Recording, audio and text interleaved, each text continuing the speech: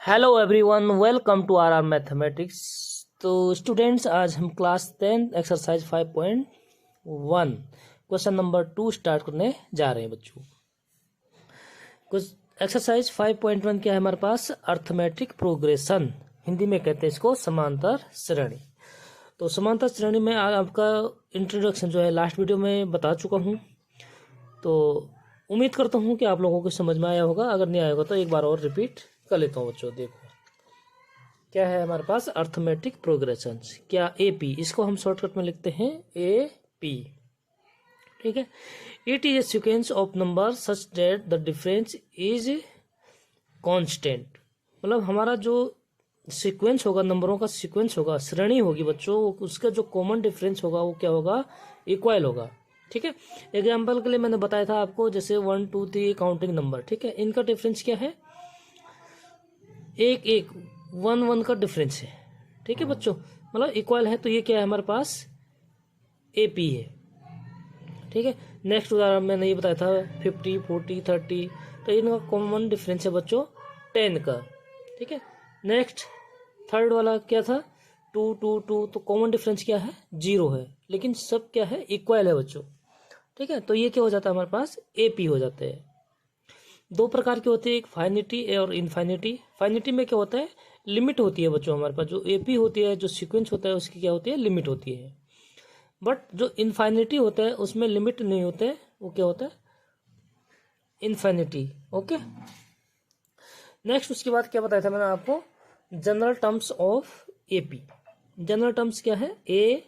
A plus d, a plus 2d, a plus 3d, dot dot dot infinity. ठीक है। लेकिन किसी में जो है क्या होता है? लिमिट दिया होता है, तो वो होता है फाइनिटी। ठीक है। तो ये होता है हमारे पास जनरल फॉर्म ऑफ एपी। ठीक है। तो याद आ गया होगा आप लोगों को। शुरू करते हैं question number 2।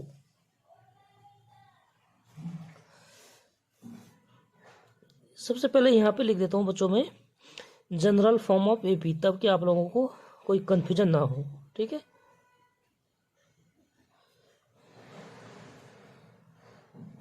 General form of AP, a plus d, a plus 2d, a plus 3d, a plus 4d, dot dot dot. ठीक है। ये क्या है हमारे पास? General form of AP. ठीक है। ये first terms A1, A2, A3, A4, A5। तो इसमें एक चीज आप लोगों को स्पष्ट दिख रहा होगा, जैसे A2 है तो D कितना है? 1 माइनस से। ठीक है। A3, D की क्वांटिटी कितनी है? 2। A4 में D3 और A5 में D4। मतलब D क्या है? हमेशा टर्म से A कम होता है। ठीक है बच्चों। तो हमारे पास जो क्वेश्चन है, क्वेश्चन नंबर 2 क्या है? Right first 4 terms of the AP. हमने क्या करना है? फर्स्ट 4 टर्म्स लिखने हैं बच्चों। When the first terms a and the common difference d are given as follow.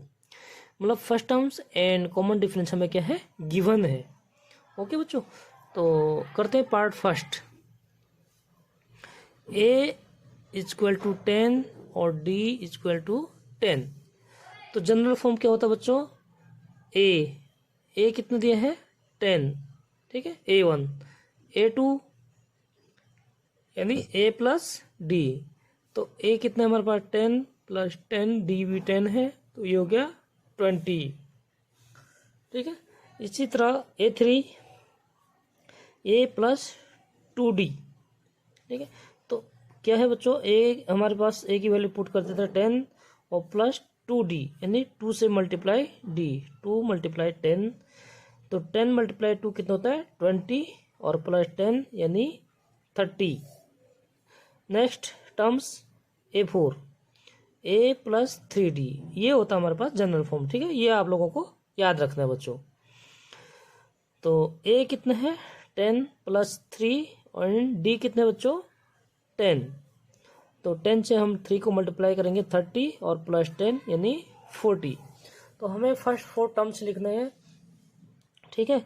Therefore A P equal to A1 10, A2 20, A3 30 और A4 40।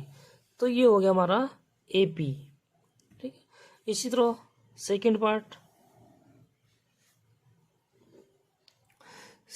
दिया है बच्चों हमें पास क्या है, A is equal to minus का 2 एंड D is equal to 0।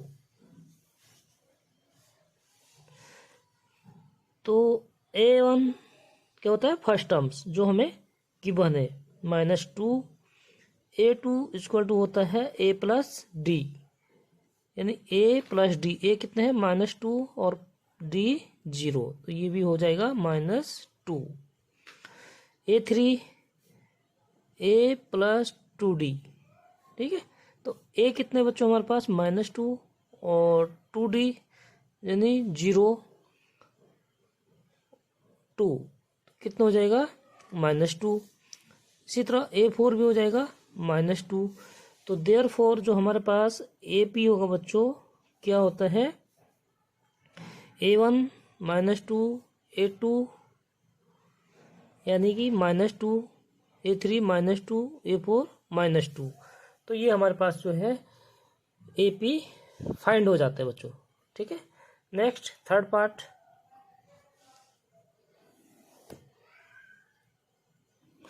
Third part में हमें गिवन है A equal to 4 and D equal to -3। तो A1 फर्स्ट टर्म्स कितने हमारे पास 4 है बच्चों। A2 A प्लस D यानी A हमारे पास 4 है और प्लस D कितने बच्चों -3। तो प्लस माइनस का माइनस हो जाएगा, तो 4 में से हम 3 माइनस कर लेंगे, सब्ट्रैक्ट कर लेते हैं, हमारे पास 1। ठीक है, A3 A प्लस 2D।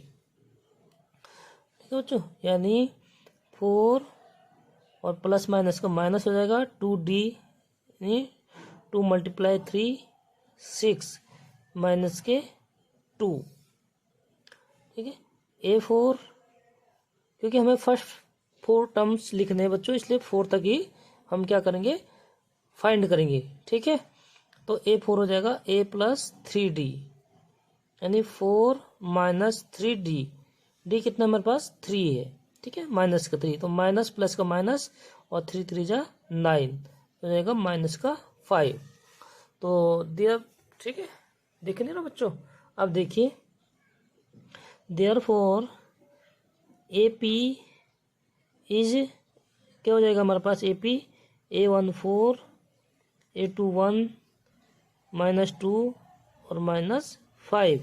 ये हमारे क्या पास क्या हो जाएंगे, फर्स्ट 4 टर्म्स। ठीक है, तो ये हो गया हमारा थर्ड पार्ट कंप्लीट। इसी के साथ शुरू करेंगे फोर्थ पार्ट। ठीक है, देखिए फोर्थ पार्ट में क्या क्या दिया है, गिवन है हमारे पास A equal to -1 and D equal to 1/2। ठीक है, तो इसको हम जो है फ्रैक्शन को हम जो है सिंप्लीफाई कर लेंगे, तो ये हो जाएगा हमारे पास 0.5। ठीक है, 2 से हम डिवाइड करेंगे 1 को। ओके बच्चों, अब देखिए हमारे पास A1 A2 A3 A4, क्योंकि हमें कहाँ तक निकालने हैं, A4 तक, फर्स्ट 4 टर्म्स लिखने हैं बच्चों। ठीक है, तो A1 क्या है हमारे पास गिवन है -1। A2 होता है हमारे पास A प्लस D -1 और प्लस D 0.5। ठीक है, तो ये हो जाएगा माइनस का 0.5। ठीक है, next A3 A plus 2D।